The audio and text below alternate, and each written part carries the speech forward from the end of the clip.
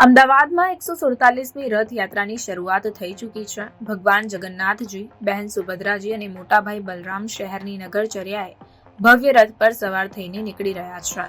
ભગવાન જગન્નાથજી નંદી ઘોષ, બલભદ્રજી તલધ્વજ, જ્યારે બહેન સુભદ્રાજી કલ્પધ્વજ રથમાં સવાર છે. બે ભાઈની વચ્ચે બહેન સુભદ્રાજીનો રથ છે. ભગવાન જગન્નાથજી રાજવી વેશમાં નગરચર્યાએ નીકળ્યા. રસ્તા પર ઢોલ નગારા તેમજ ડીજેના તાલ સાથે ભક્તો ઝૂમી રહ્યા છે અને દર્શન કરવા ભક્તોનું ઘોડાપૂર ઉમટ્યું. આ અવસરે દેશના ગૃહમંત્રી અમિત શાહ પણ પહોંચ્યા હતા અને પરિવાર સાથે તેમણે ભગવાન જગન્નાથજીની આરતી કરી હતી.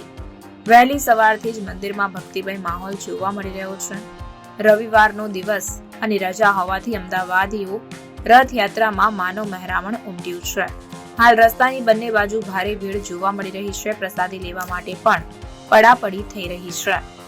ત્યારે સમગ્ર રથયાત્રાના રૂટ પર પોલીસની ચાંપતી નજર જોવા મળી રહી છે.